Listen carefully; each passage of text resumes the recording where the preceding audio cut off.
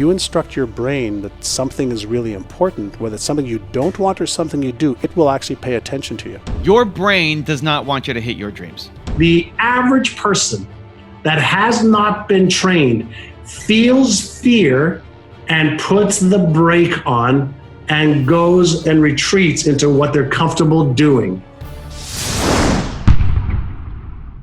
Rise and shine, it's Entspresso time. Hey, it's Carmichael, and I am not a morning person, I'm not. But when you start your day off with a powerful routine that inspires you, like watch one of these videos, it will change your life. So let's start your day off right together. Grab your coffee, know that I believe in you, and get ready for a shot of Entspresso from John Assaraf. I wake up every morning. Espresso, keep me going. I wake up every morning. Every morning when you wake up, you have, let's say it's 10 attention units. If you're using 2 or 3 or 4 or 5 or 6 of them on why you can't, unit? What do you an mean? attention unit is your ability to stay focused. And your ability to stay focused is happening at the conscious and non-conscious level. So if you're processing stuff in the back of your mind of something you're angry at, something you're mad at, something that's stressing you out, or you don't have enough money, or you don't have the right relationships or the contacts or whatever, if you're stressing out about that stuff and that's eating up your attention units, that's like having your computer, okay, using up most of its energy in what's behind that you're not using. Yeah. And we all have a certain amount of attention units every day.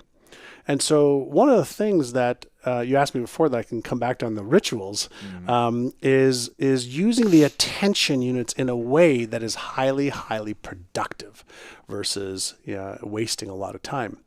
And so my ritual, we started earlier, I just remembered that, is wake up, meditation, exercise, plant-based protein smoothie, followed by reviewing my goals. Every day you review your goals. Every day, 5 minutes. The goals for the day, the month, the year. Everything. Yeah. I review my overarching goals. Wow. And I could do that fairly quickly because that's my longer range goals. I can review the emotions that I want because I'm committed to having those emotions every day and feeling a certain way every day. And then I take a look at from 5 years out, 3 years, 1 year, 90 days, 60 days to today. Wow. And so I just review it. And what Give it on a happened? piece of paper, the iPad, Laminated and on my laminated. computer. Really? Yeah. And I have it in a booklet also. Really? So when I travel, it's really easy. Do you have it with you? No. It's a pretty big. Gotcha. Yeah. It's like a little manual. You'll have to send me a photo so I can see it. Yeah, I'll send you. It's called My Exceptional Life Blueprint. I like it. And so the question many people may ask is why? Why would you do that? Well, because you're having 35 to 50,000 thoughts a day, right? And your brain isn't certain like what's really important and what's not. Yeah. But if you instruct your brain that something is really important, whether it's something you don't want or something you do, it will actually pay attention to you.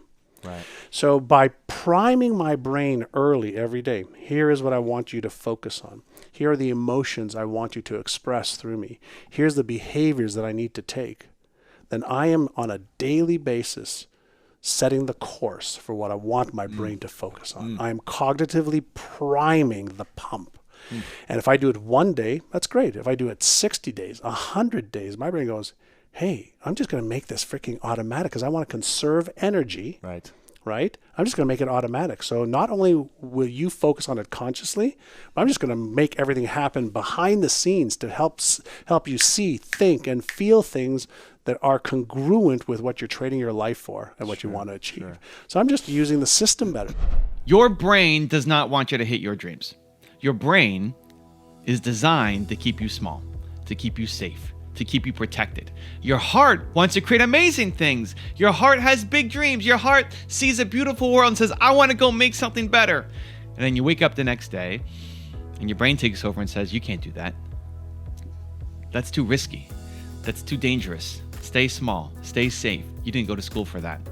And what ends up happening is this constant back and forth between your heart and your brain when you're getting these motivated moments when you want to do amazing things, and then your brain takes over again and keeps you small. And this is the path that so many entrepreneurs go on, this roller coaster ride of up and down and up and down and up and down and up and down. Sound familiar? It's time to get off the roller coaster and start making progress on your dreams. Today's video, I'm going to show you how. So yesterday I got asked on my live stream, Evan, what's the most important part of your daily routine? And so many people have so many different daily routines, and it's easy to do the things like drink a glass of water in the morning, go outside and get some sunlight, and all of these things. But the most important thing for me is actually having my intention for the day. I've actually been experimenting with writing it out the day before. So this is what I wrote last night, of basically my entire schedule. And then more than just what I'm going to do, it's how I want to feel. What's my intention going into it? So if I look at this, I'm supposed to be recording Entspresso videos right now, right? That was on my list. 10:30 a.m., record Entspresso videos. It's right there. And here, get a head start even though you don't want to. Recording videos at the beginning is always difficult for me. There's a couple of reasons why. I'm shy, I'm introverted, I don't crave the spotlight, I don't like being in front of the camera. I don't do it for ego purposes. And also I'm afraid because I want it to be great. I want this video to be the next best video. I don't want to disappoint people. My number one fear is going to be that I'll disappoint somebody. And so every time you make something, you risk disappointing somebody, where it's easier just to stay small, stay safe, don't make anything today. And so it's on my list, the to-do, right? I think a lot of you, if you're watching this video, you probably have a list of to-dos. But how many of you are actually doing the things on your list of to-dos? The hardest part often is just getting started. Already, as I started recording this video, it's a lot easier to keep going and recording more videos. This is the first one that I'm recording today. And so having that written down, get a head start, even though you don't want to, reminds me of who I want to be. And what I find so valuable about this is I write this the night before. So the night before, it's 11 o'clock at night. I usually sit on the floor and I review my calendar for the next day, and I write out what I'm going to be doing.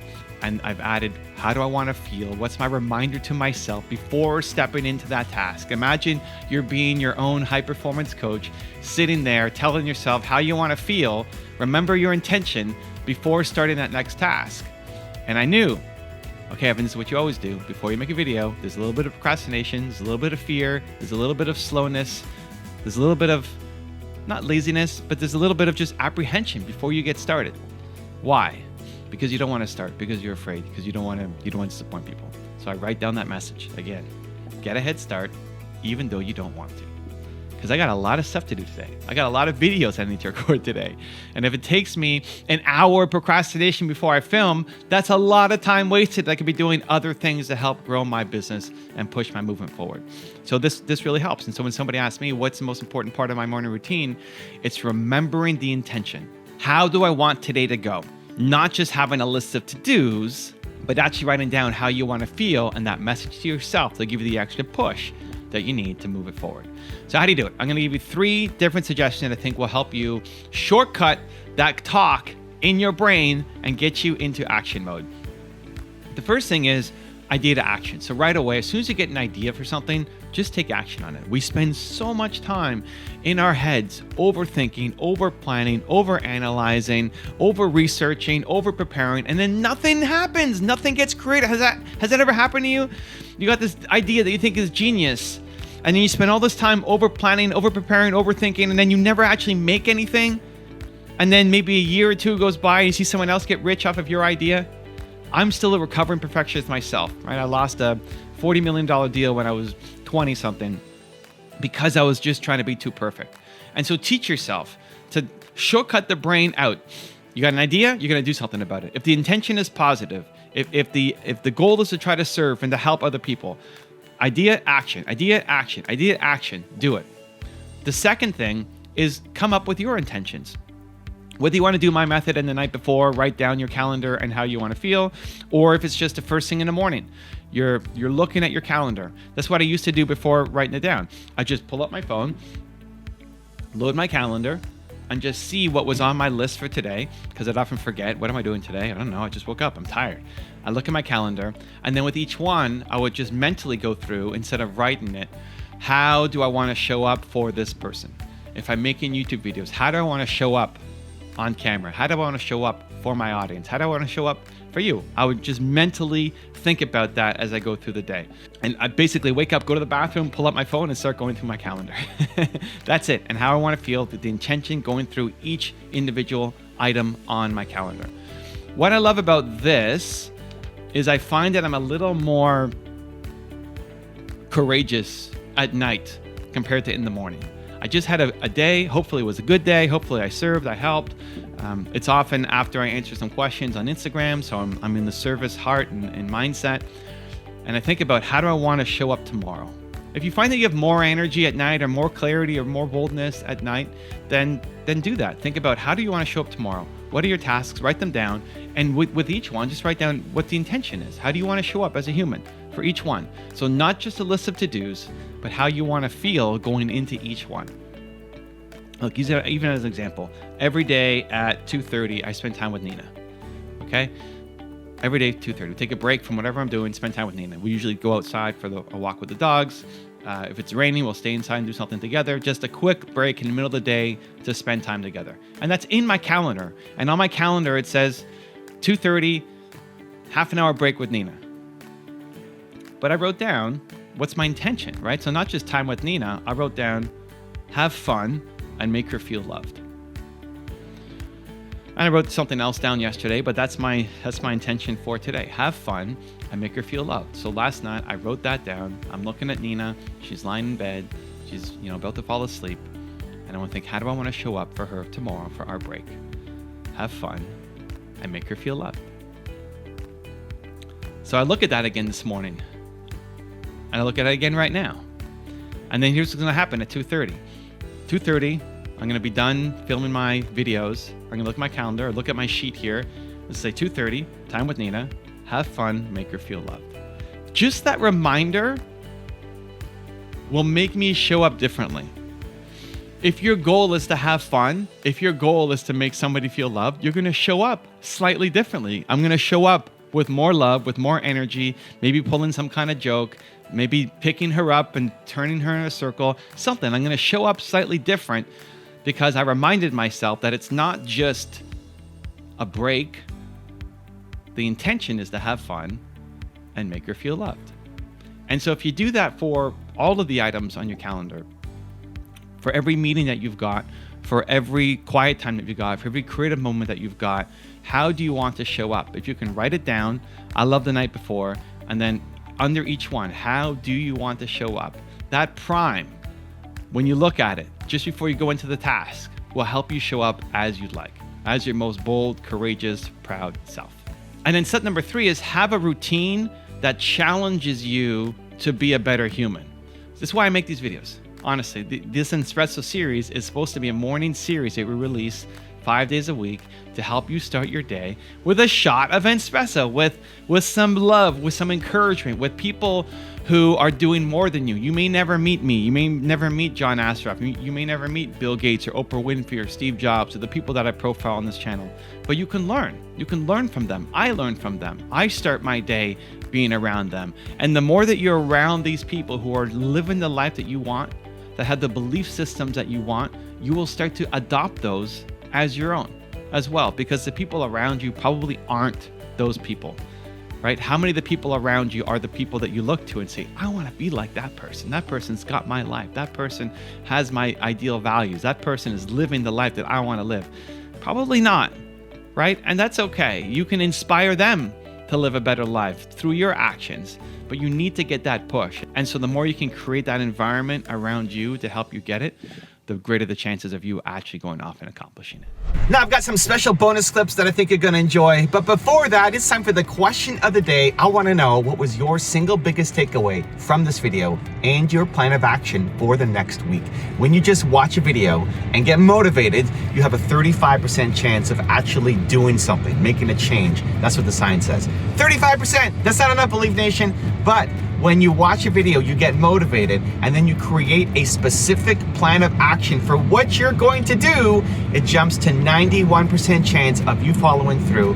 And when you commit publicly, like put it in the comments below what your plan is, it jumps to 95%. So, Believe Nation, your single biggest takeaway from this video and your plan of action for the next week, put it down in the comments below so I can celebrate with you.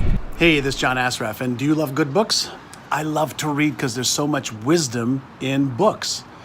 You get to take somebody else's knowledge, skills, research, pay $15, $20, and you learn so much. Now, I'm reading this awesome book called Built to Serve, find your purpose and become the leader you were born to be. And one of my new friends, really smart guy, really great guy who serves a lot of people, Evan Carmichael, wrote it. And I'm going to read a little bit from chapter number 1. And I love this piece. And maybe it's because I just watched the series on TV on Michael Jordan, The Last Dance, which is really great, by the way, also. But one of the things he says here is everybody has Michael Jordan talent at something. Everybody has a Michael Jordan talent at something. You just haven't found it yet.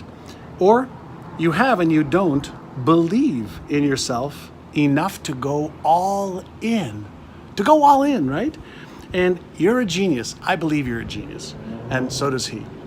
You're amazing. You were not meant to live a photocopy of someone else's life. You were not created to wake up and do work that is below your capabilities. You have Michael Jordan level talent at something, and you need to uncover exactly what your purpose is and how you can serve and use the serve. So lots of pearls and gems and motivational pieces. Pick up Built to Serve. Evan Carmichael, rising star.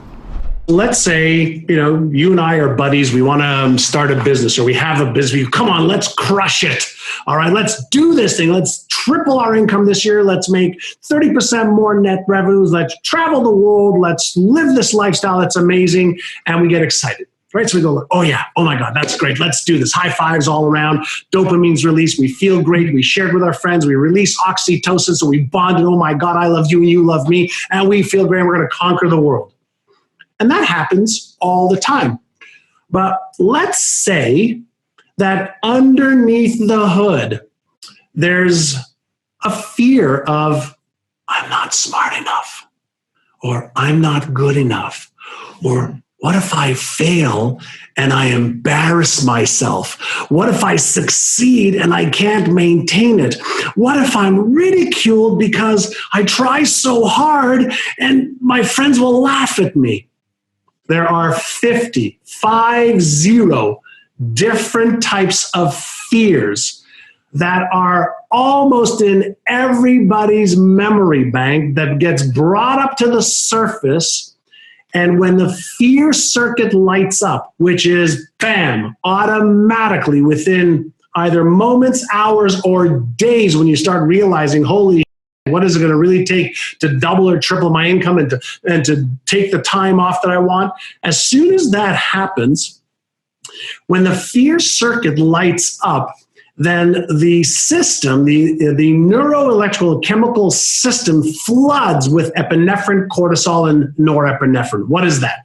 Those are just 3 of the 100 chemicals in the brain that are part of the stress response system. Whenever you and I and everybody watching or listening thinks about or feels that there is potential danger, potential pain, whether it's emotional pain like being embarrassed or ashamed, or financial pain like not being able to have enough money to pay for my food or for my burger or for my cocktails or for my rent or my car or my airline ticket. If there is real or imagined possibility of discomfort, pain, the brake on motivation slams shut, and we start to procrastinate.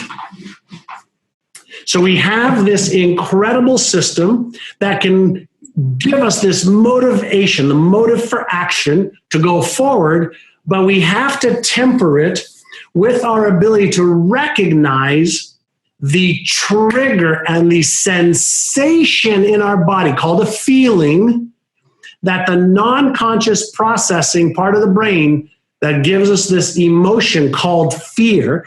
All fear is processed at the non-conscious level of your awareness and then gives rise into the frontal lobes of the feeling that your body has. The average person that has not been trained feels fear and puts the brake on and goes and retreats into what they're comfortable doing. The successful person either They may be genetically wired to understand feeling fear and doing it anyway, and turning their fear into fuel, but that's not the majority of people. That's why 90+% of people fail and stay in that position. But you can take that fuel, that hypersensitive rocket fuel, I call it, and utilize it to actually motivate you faster, further than you ever got before. Yeah. Fascinating systems. If you don't know how to use them, too bad. It's like not knowing that a gun has got bullets in it and you pull the trigger. Holy, just blew my brains out. Not that you'd be able to, say that. They'd be like game over, but ignorance is not your friend when it comes to neurochemistry. A lot of times when we are focusing on what we've lost or what we're losing, we're not focusing on what we've gained. A lot of times we're focusing, on what's possible as a result of this. We tend to monofocus, right, on either good or bad. I like it, I don't like it. It tastes good, it doesn't. It's hurting me, it's not.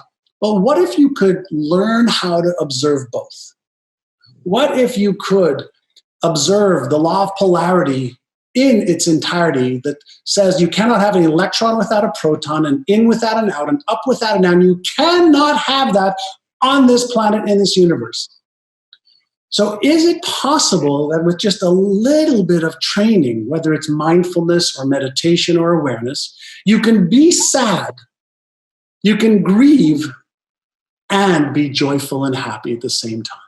See, it's when we are afraid that we're losing something that we've got that Frankenstein brain of ours saying, what if, oh my God, oh my God, oh my God, oh my God, oh my God. And when we are in that state, we can't be focused on what are we going to do about it. Now, in a grieving state like with my mother, the only thing I want to do about it is make sure that we respect and honor her life and my brothers and sisters and my dad, etc. So I need to focus on that. And when we're talking about, a business going under, a relationship, that's unraveling right now, if you're focusing on all of the disempowering emotions and circumstances, you cannot be focusing on the solution to that possible problem. So you have to learn how to manage the emotions. And for those of you who don't know what that's like, I want you to imagine, I just got really mad and that's so funny. A Hollywood actor or actress learns that they are not their emotions, they have emotions. Now, everybody's going to grieve differently, but I want people to understand that you don't have to be disempowered in grief. You can be empowered in grief. And everybody's going to do it differently. And some people are going to go inside, some will go outside. But we have the ability to frame things in ways that empower us and gives us the best chance to move forward instead of being a victim of it. And all I'm saying is consider that you have way more power than you are displaying in your emotional management, in your focus, in your awareness, and in your behavior. And you can feel the entire spectrum of emotions. Totally cool with that. But are you being constructive versus destructive in your behaviors? Cognitive priming, right? So what's cognitive priming? So think about this. When a baby is learning how to eat, okay, what does, mommy or daddy do? Mommy or daddy, takes the spoon and, she puts it in the jar. She pretends to eat it herself. And then she puts it into the baby's mouth. Open the mouth. And she puts it, and she does that to cue the baby's brain of what to do. So she pretends she's doing it herself. She gets the baby to do it. And through this repetition, a baby will learn spoon in the hand, in the jar. Spoon has food on it. Mommy's opening her mouth. She's bringing it to me. Open my mouth. I put the food in my mouth. Oh, this yummy thing feels so good. Yum, yum, yum, yum, yum, yum, yum, right? And mommy and daddy go, num, num, num, num, num, so eat this food. And so if you think about what's actually happening, we're getting the motor cortex of her brain going. We're getting her taste buds going. At a certain point, we'll put the spoon in her mouth and put her hand in the jar so that she could do it for herself. So we're priming her through visual cues, through auditory cues, through taste cues, right? Through all of the different senses, we're priming her brain, and then we're reinforcing it day after day after day after day to create the neural network, the connections in the brain that if I want that yummy food in my mouth, I have to learn how to take the spoon in my hand, put it in the jar, get it all over the place initially until I could do it without spilling it all over the place. Yes. Well, that takes, weeks and months and years to tie your shoes, to learn how to eat, to learn how to brush your teeth. All these things that are automatic now. Yes. All the things that are automatic now. So before something's automatic, it's not. Yeah, and it can feel really uncomfortable. Right. So let's take a disempowering belief that you have. I'm not good enough. I'm not smart enough. I'm too young. I'm too old. I'm female. I'm male. Whatever it is, you have a disempowering belief. It's nothing more than a pattern in the brain. So somehow a pattern that wasn't there before got there. Right? Who told you that? Your parents, your teachers, your brother, your sister, your best friend said, you'll never amount. Or who did that? It's really irrelevant. But if the pattern is there and it's a dominant pattern because you've believed it for 20, 30, 40 years, whatever the case might be, and it's been reinforced, what does brain science say about how do I get rid of it? And it says, well, you'll never get rid of it, but you can deactivate it. Okay. How do I deactivate I like it? where this is going. Right? How do I deactivate it? So every time I catch myself saying I'm not good enough, or fill in the blank, take any limiting belief, and anytime you catch yourself saying it or feeling it, what if you said to yourself, stop? In the past, I used to believe that, and now I believe I'm more than good enough. In the past, I used to feel like I'm too young, but now I can use my age as a benefit to achieve that goal. Any limiting belief, we can do one of a couple things. We can say, in the past, I used to. And so what we're doing is we're not saying, no, stop that. We're not reinforcing a limiting belief by trying to fight it. We acknowledge it's just a pattern. Embracing it. And just say, in the past, I used to believe that, and now here's what I'm choosing to believe. So now what I'm doing is I'm taking an existing neural pattern and I'm changing the pattern. I'm taking away its energetic force by adding new words that I'm choosing now versus the ones that were given to me or the ones that I felt when I was too young to actually change it on my own then. So now I'm paying attention to my self-talk. I'm paying attention to the inner critic. Do we have to develop trust and rapport first? If I don't trust you and I don't have any rapport with you, I will not pay attention to your brand. So, hey, Philip, right? So I have to come up with a way to build trust and rapport first before I do anything else. So how can you build trust and rapport with people who don't know you or like you or trust you yet? So how can you build trust and rapport first? All right, how do you build trust and rapport first? And the answer is, come on, I'm reading all your comments. Give away some of your expertise. Give away some of your knowledge. Give away some of your best stuff. Thank you, Victor John. Give away your techniques, your tools, your advice. And so here's my question for you. How can you, and ACE mantra or as mantra, how can you give away stuff to people who need what you have? So think about your brand And ask yourself, the people who may want to buy my products or my services, my knowledge, my skills, what is it that I could give the people that need some help right now? So can you give them tools, tips, techniques? Can you do Q&A sessions to answer their questions? Can you give them infographics? Can you give them videos? Can you give them something written? Can you give them something to make them feel like they like you, trust you, and they maybe want to do business with you? So you have to let me just make sure I use the right word. You have to create the environment of trust and rapport.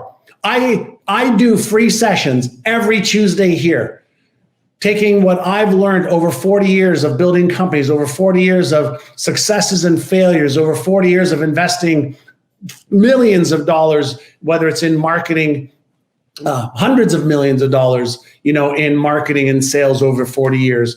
I give away a lot of free stuff, whether it's on my YouTube channel, on LinkedIn, on Instagram, on Facebook, wherever it is. I give away a lot of free stuff. I was really fortunate when I was 19 years old.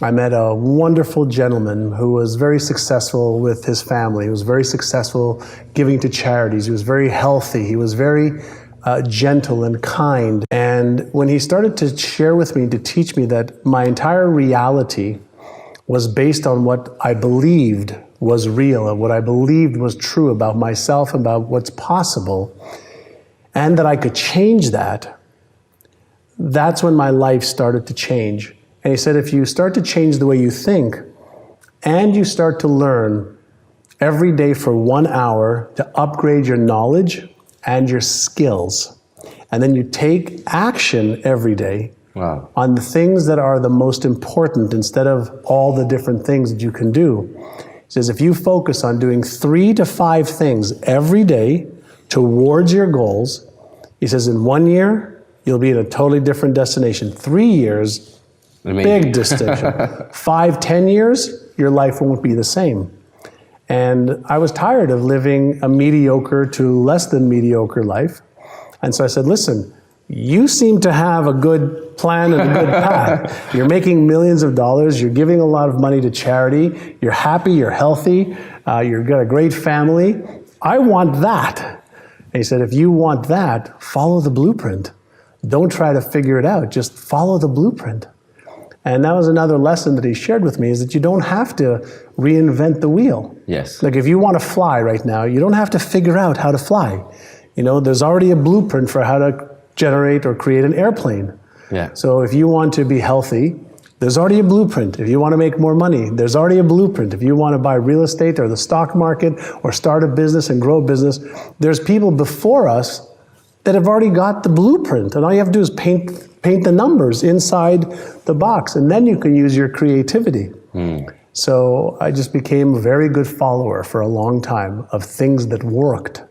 And when you follow things that work, it's like having the combination to a safe. If somebody gives you the combination to a safe and they tell you turn this way a little bit, turn this way a little bit, turn this way a little bit, turn this way a little bit, then open it, you can have access to it. But most people don't look for the combination. And then even when they get the combination, they try it in the wrong order.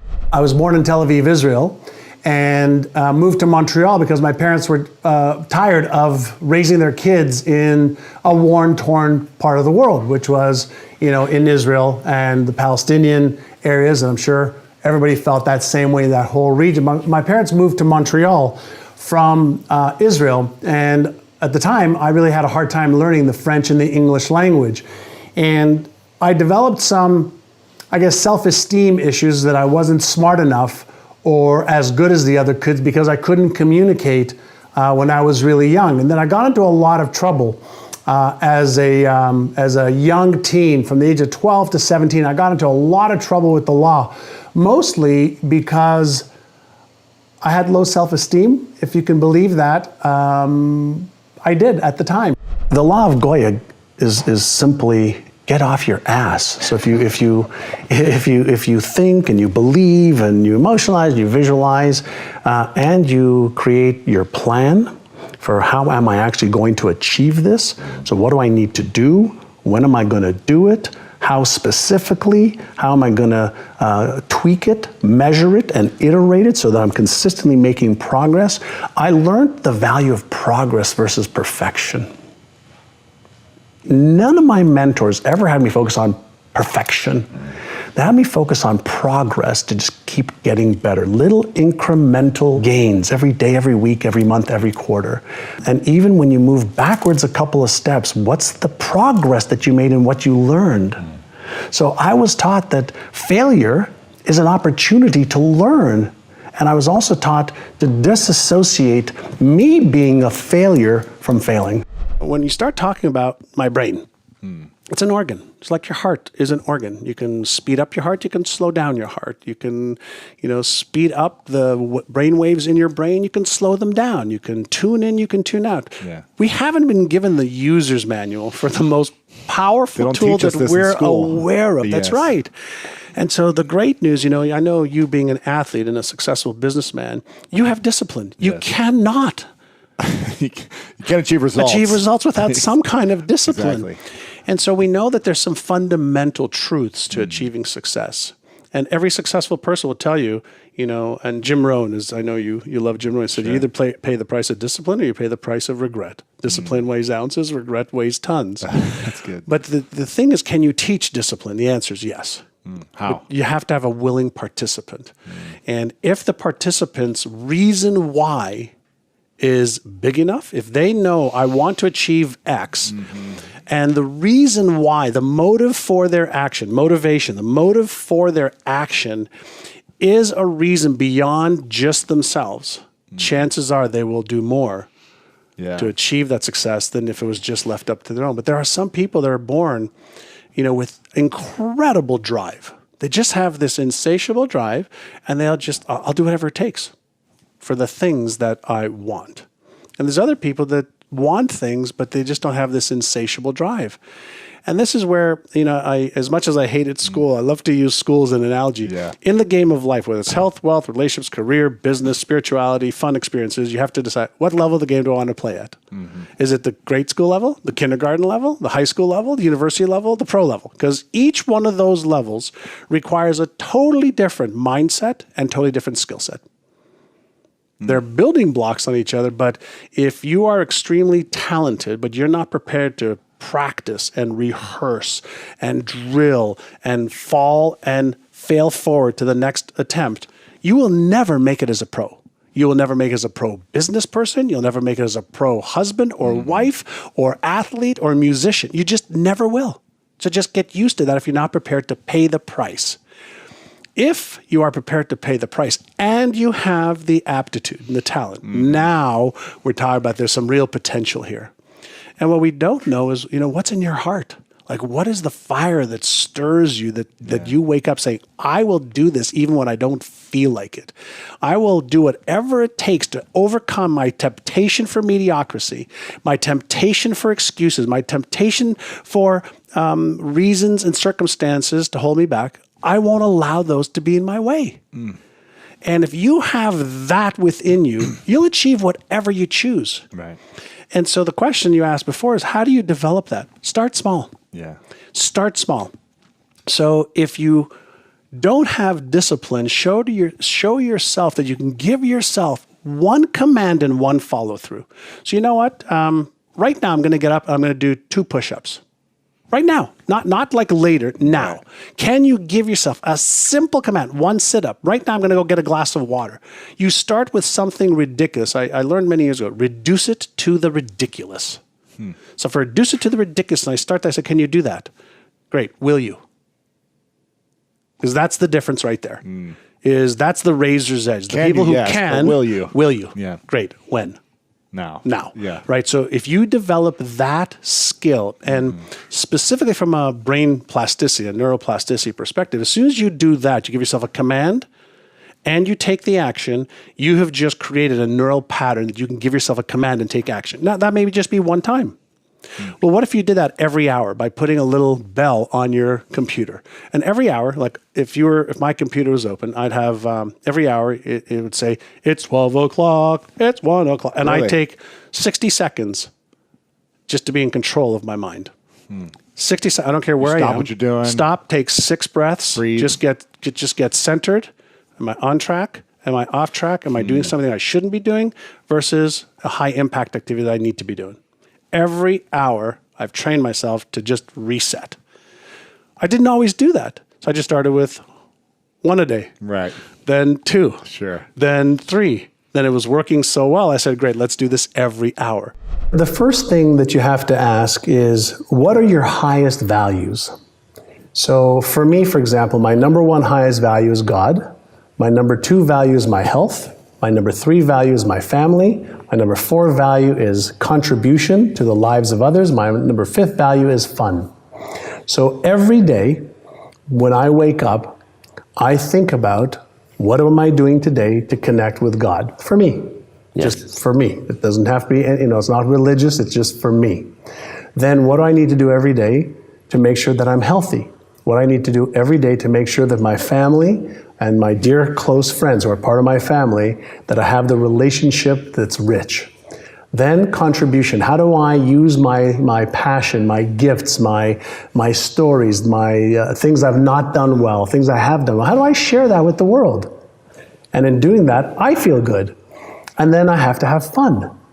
And so if I do those 5 things every day, then at the end of every day, I've had a great day. And if you have a lot of great days, then you end up with a really great life.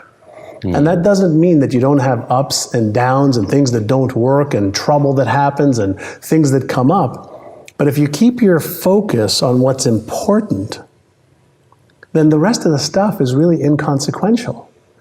And there isn't 100 different things you have to do.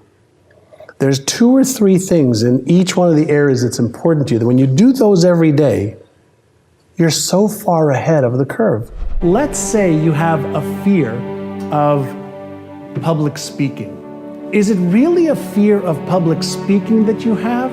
Or is it a fear of getting up on stage and being embarrassed, ashamed, ridiculed, or judged? Let me take you to another type of fear. Being buried alive. Can you imagine for just a moment if there was an earthquake or there was a natural disaster and somehow you were buried alive? Wouldn't that trigger this crazy amount of fear of dying while you were buried alive? Now, why am I taking you there? I'm taking you there because fear is a subconscious trigger whenever we feel threatened. And the threat could be a threat for our very lives. And when that happens, we move into one of 4 modalities. And modality number 1 is we try to fight this feeling. Number 2 is we freeze because we're in such shock. Number 3, we may faint because of the neurochemistry that the fear causes, or we might run away if we can run away. Now, these neurological reactions are our brain's way of keeping us safe, which is the highest need and desire of the brain, safety above all else. So when we are looking to achieve a goal that we want to achieve, and it doesn't matter if it's, to start a business or grow your business or leave a relationship that you're not happy in or a job that you're miserable in, whenever we think about the actual behavior that is required to achieve that goal, once we get motivated in doing that, that's part 1 of how our brain works. But right after that, our brain has to analyze if there's any real or imagined danger associated with taking that action step. So if you are going to leave a relationship that you're not happy in, your brain is going to activate the memory circuits and discover what's in there that may have caused you pain and suffering in the past. And when that happens, whether it's a relationship you want to leave, a job that you want to leave, a goal you want to achieve, your brain is always analyzing, is there any danger here? And when there is real or imagined danger, the amygdala part of the brain, the emotional response center in the brain, is going to fire off an amazing amount of neurochemicals like cortisol, epinephrine, or norepinephrine. And it's that rush of those neurochemicals that causes this emotion, energy in motion, we label as fear. Now, once you have that rush of neurochemicals in your bloodstream, that actually gives you an enormous amount of energy. But what most people never have learned how to do is how to take that energy and channel it to action versus to fighting it, freezing, or running away. When you recognize a fear, I want you to do this. It's called exercise number 1. It's called Take 6, Calm the Circuits. When fear neurochemicals are released in your brain, you've activated the fear or stress response center in the brain. When you just observe the emotion called fear through being quiet and breathing 6 times in through your nose and out through your mouth like this. You take a deep breath in for 5 seconds.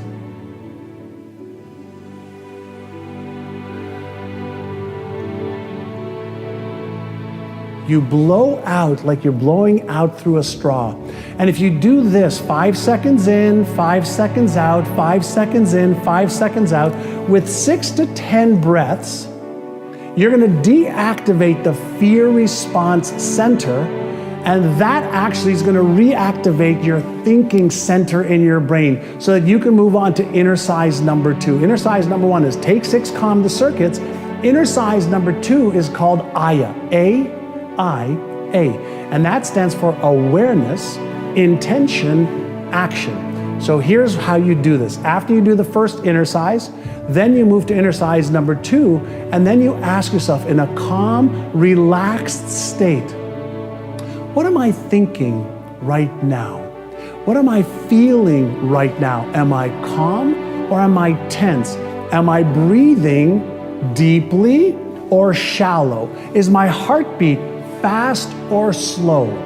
And in this state of calm awareness, as you deactivate the brain's fear or stress response, you can observe what you are feeling and what you are thinking and what you were doing, and then you can ask yourself the next question, that is the I. What is my intention right now? Is my intention to move forward, or is my intention to stay in this fearful state? And chances are you're going to say, well, I really want to move forward. And then you ask yourself, what is one action step that I can take to move forward towards my goal and dream? So this is how it works.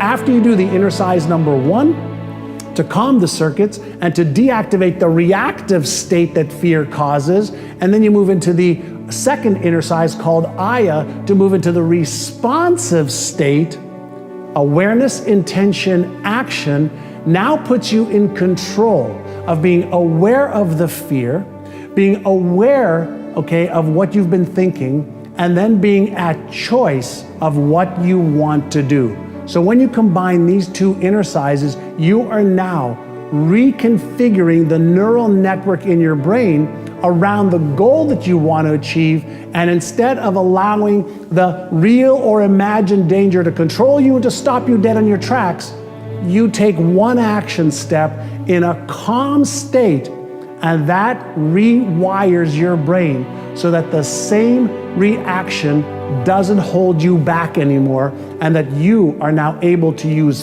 fear as your fuel for success. Is your financial governor holding you back from doubling or tripling your income in the next 6 to 12 months? Now, you may be asking, John, what in the world is a financial governor? And I'll explain it this way. Many years ago, when the car companies were building engines that were faster and stronger and more resilient, Cars could go 200, 250 miles an hour, some maybe even to 300 miles an hour. But because of laws in Europe and in the United States, these governors were put on the engine so that the car, even though it can go faster and perform even better, it was limited to about 155 miles per hour. So here we are, we have these cars that can go extremely fast, but for obvious reasons, to conserve on gas, to be able to have more safety on the roads, and to keep us generally all driving around the same speed limit, we created these governors to put on engines in order to limit the speed at which the car can go at. Well, what does that have to do with you earning more money, you accumulating more wealth? And the answer is everything. If you understand that you have a conscious brain that wants to set goals, but you have a subconscious mind that is going to limit your thoughts, emotions, feelings, and behaviors to what you are governed by, which is your subconscious mind, then here's one of the things that we have discovered. People who make $30,000 a year or $50,000 or $100,000 or $500,000 a year or $1 million a year or more, their financial governor is set at a totally different setting than somebody who's earning less. So why does this make a difference? Well, it makes a difference because there's a part of your brain that chooses the goal that you want to achieve, and there's another part of your brain that's responsible for everything else, your thoughts, emotions, feelings, and behaviors. And so if you don't have coherence between these two parts of your brain, if you don't know how to remove the governor and reset it, chances are you're going to have goals and dreams, financial ones and even lifestyle ones, that you're not going to achieve, not because you're not capable of doing it. It's just because you are wired, set, conditioned, programmed, whatever you want to call it, to earn the income you're earning right now and maybe a little bit more each day, each week, each month, versus doubling or tripling or quintupling your income. Now, let me give you a different visual for this that'll hopefully cement what I mean. Let's say you're in a room that has a thermostat in there, and the thermostat is set to a nice and comfortable 70 degrees, and you feel nice at that temperature. What happens if you open up a window, and let's say it's winter, and cold air comes in? Well, what happens is the mechanism in the thermostat that picks up what the temperature is in the room picks up a deviation that cold air has come in the room. And what does it do? It sends a signal through the electrical system for the heater to go on so that the room gets back to 70 degrees. That's called a cybernetic mechanism, a control and respond mechanism that occurs in machines that we create them in, or in animals like us. So whether it's hot air coming into a room or cold air coming into a room, any deviation from the set program activates the air conditioning or the heat until the program and the room are one and the same. That is a cybernetic mechanism, as I mentioned, and here's what happens in us humans. If you're used to earning 30,000 or 50,000, 75, 100 or 200 or more, or you are used to a certain lifestyle, any deviation up or down from that setting, that comfort zone, that programming, kicks in your nervous system so that you either turn up the jets and earn more based on what you're used to, or if you do really well for a week, a month, a quarter, you actually back off and sabotage your success until you meet the setting that you have in your mind. That is how a governor works in a car. That's how a governor works in your brain. So if you want to double or triple your income in the next 6 months, 12 months, 2 years, doesn't it make sense that you should reset your financial governor, the expectation point, the programming, the conditioning? Well, of course it does. What I've seen in my years of training, whether it's salespeople or entrepreneurs or individuals to make more money, is the ones that think that they could do it just by gaining more knowledge miss the point because there's a part of our brain that gains more knowledge but doesn't change behavior. What you have to do is reprogram your financial set point, your conditioning, the expectation point. And when you do that, and you create this coherence between your goal and your dream and your subconscious programming, that is when your behavior starts to change. That is when fears dissipate. That is when you stop procrastinating. That is when you take inspired action and you don't sabotage the success that you are achieving. So, in order to achieve your goals and dreams, you have to reset your governor, reset your financial thermostat. The fascination that I have is around living in a world right now where we have access to all the how-to. How do I make more money? How do I grow my business? How do I have a great relationship? How do I, find the love of my life? How do I put a rocket ship on Mars? And a lot of people are confusing having information and how-to with actually doing it.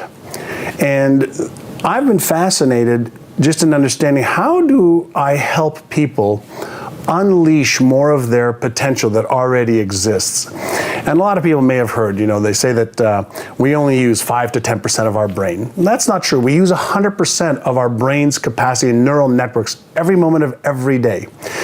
But the potential to use more is there. And so our researchers at NeuroGym really are uncovering how to take the best information from the world of neuropsychology, neuroscience, and give it to everyday people so they can say, okay, how do I overcome my fear of not being good enough, my fear of not being smart enough, my fear of being embarrassed or ridiculed or ashamed, or fear of failure or fear of success. These are all psychological issues that everybody feels, but very few people understand when I feel that, what do I do about it so that I can unlock more of my potential, so I can actually take more action, first on the things I already know that I could be and should be doing, but I'm not, and next on the behaviors that I could be taking to achieve my success easier and faster. And that's really my passion is helping people unlock that amazing potential within them. I was taught the law of attraction, I was 23, 24 years old. Also at a real estate conference, they were talking about this law of attraction thing, that there's this energy, everything's made up of energy. I am energy, you are energy, and my thoughts, create this resonance between what I attract and what I don't. I was like, oh good, I like that. I want to attract more of the good stuff, right? And so I bought in. I bought into stuff that just made sense to me, but then I was a voracious student. I wanted to understand how. Explain to me how it works. If somebody tells me visualize, I go, why? How does it work? If you ask me to visualize, why does it work? Why should I invest my time on that versus something else? If you're asking me to use affirmations, how specifically, why, how does it work? If you're asking me to emotionalize, well, what's happening in me that tell me I need to create these false senses of feelings? I want to know why it works. Are you interested in achieving that vision for your life? Are you interested in achieving those goals, or are you committed? Are you interested or are you committed? And I didn't know what the difference really was at the time. And so I asked him, Mr. Brown, what's the difference? And he said to me, he says, if you're interested, you'll do what's convenient. If you're interested, you'll use the fact that you didn't like school and you didn't do well in school to control your thinking and your self-esteem. He said, if you're interested, you'll come up with stories and excuses why you can't achieve those goals and dreams that you shared with me. You'll come up with stories and excuses as to why you don't want to do the work necessary to grow and to learn what you need to learn. He says, however, if you are committed, he says, you will do whatever it takes. You will upgrade your knowledge, you'll upgrade your skills, you'll become who you need to become, and you'll learn from whoever you need to learn to be able to achieve those goals and dreams. So, lesson number 1 is no matter what goal or vision you have, ask yourself that question, okay? Are you interested in achieving that goal and dream? Or are you really, really, really committed and willing to do whatever it takes? When I was 19 years old, okay, when I had a mentor, a man who was in his 50s, very, very successful, he agreed to mentor me and to teach me what he knew. And so he sent me home with some paper. And on the paper it said, what do you want to achieve in your health? What do you want to achieve in your relationships? What do you want to achieve financially? What do you want to achieve charity? What do you want to achieve as far as experiences? When do you want to retire by?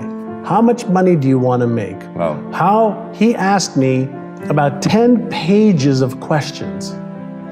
And at 19, I had no idea. Like, how much do I want to make? I want to make enough to pay my bills. I want to make enough to, just eat well and then have some fun. I want to go drinking with my friends. I want to go party and travel a little bit and pay for my apartment and a nice car and things like that.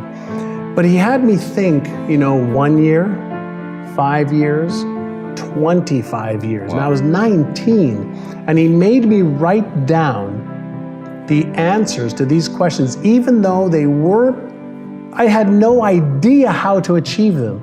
He made me write it down. It took me a whole weekend. And then I went back and he looked at my papers.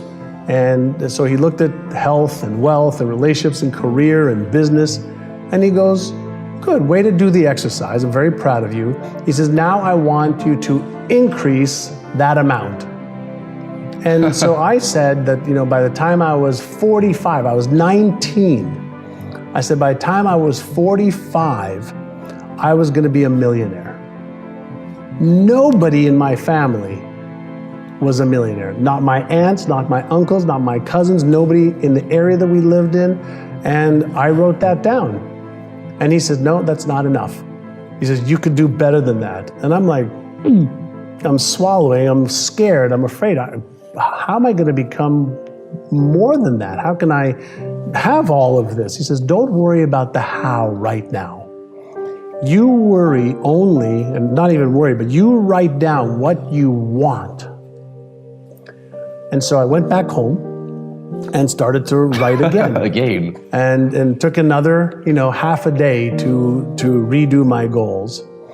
And he said to me, great, now in order for you to achieve those goals, what do you have to believe? Wow.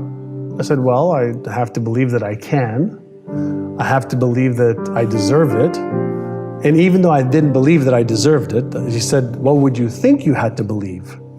I have to believe that it could be done. I have to believe that I could learn the skills. I would have to believe. So he made me write out what I would have to believe. Great question. And then he said, great, what do you think you would have to do every day? Wow. Amazing question. Well, I guess I would have to come to work every day, and I'd have to really get good at what I'm doing, and I'd have to learn more than I'm learning right now because I hated to learn back then, and I'd have to, gain more skills, which I didn't have any. The only thing I was good at was I had an easy time talking to people like I am with you now. And he said, great, well, let's make a list of all of these things, and let's come up with a plan to do this. He said, so every day, let's look at some beliefs. And so every day he would have me look at my goals. And I would sit in my chair and I'd have my goals, that he had me write. And I would take my fingers, which he told me to touch my goals, so that I would send a message to my brain as I was reading it and seeing it to reinforce the goals that I wrote. Then I would read the beliefs that I needed to have. I have all the intelligence I need to achieve these goals. I can now acquire all the skills to achieve these goals. And I read about 20 or 30 different beliefs every day. And for the first month or 2 months, while I was reading all of this, in my head, this one word kept coming up. You know what the word was? Because as I would read it, my brain would say, that's not true.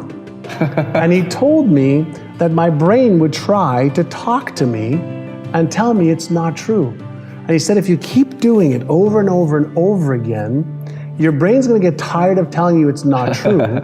And especially if after you do this, you take some actions to upgrade your knowledge, upgrade your skills, you'll develop more confidence and more certainty.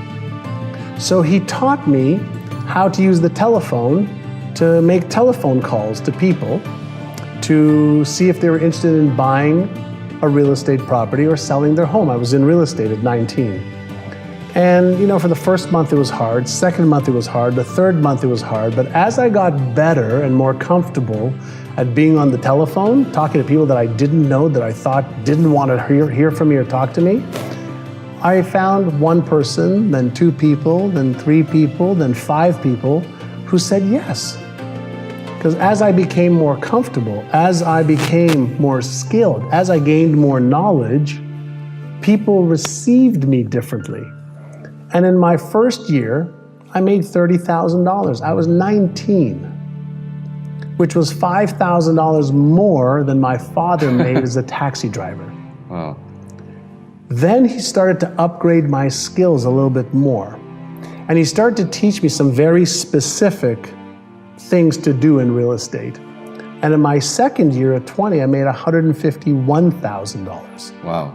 5 times more income, because every day for 1 hour a day, I practiced my beliefs. I practiced seeing my vision. I rehearsed it. I got on the phone. I upgraded my knowledge. I upgraded my skills. I love your story. Thank you. And so he kept directing me a little bit at a time to become more tomorrow than I am today. And he said to me something that changed my life.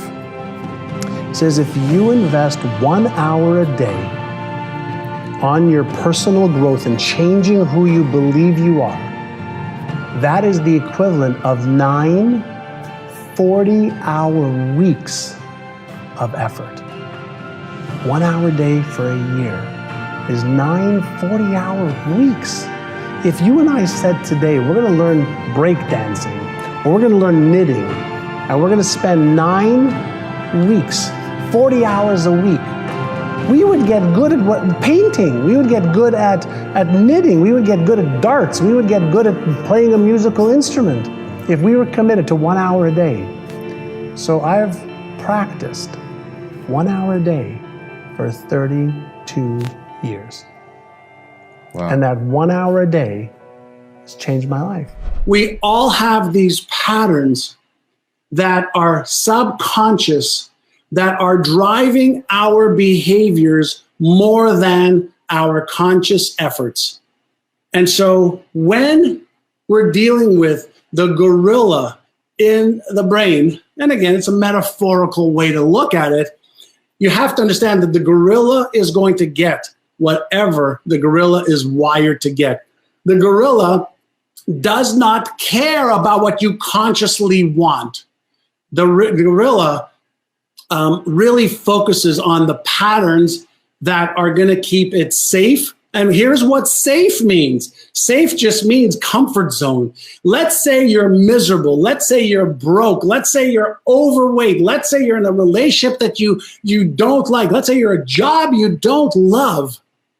That is safe to the gorilla. Why? Because it knows the pain it's already dealing with. It knows the discomfort. It knows the price it's paying already, versus getting out of that comfort zone, leaving the job that you're not happy with, leaving a relationship that you're not in love with, trying to earn more income, getting out of debt. You could be in debt and comfortable. You could be in a relationship you hate and comfortable. You could be in a job that you don't love and comfortable. And the gorilla is going to keep you in your comfort zone. I want to separate like behaviors and emotions. So usually when people say they're having a bad day, sure, certain things may have gone wrong or something that they tried to do, didn't work out. Mm-hmm. all information and experiences are processed at the non-conscious brain first, and then it gives rise to something we call a feeling. So emotions are processed non-consciously. The electrical and chemical reaction to that is called a feeling. So when I'm not feeling the way that I want to feel, I don't focus on the feeling. I focus on the cause, the neuroelectrical charge that's occurred in my brain. And in most cases, it's something that you're doing to interpret an event that's causing the neuroelectrical signal, causing the feeling.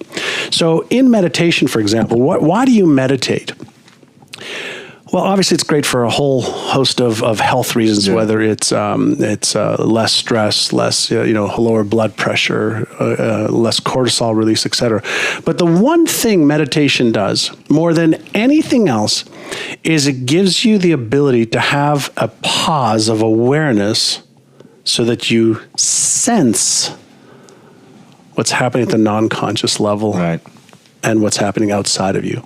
So when somebody behaves a certain way, it's processed at the non-conscious level, gives rise to your conscious mind for you to respond.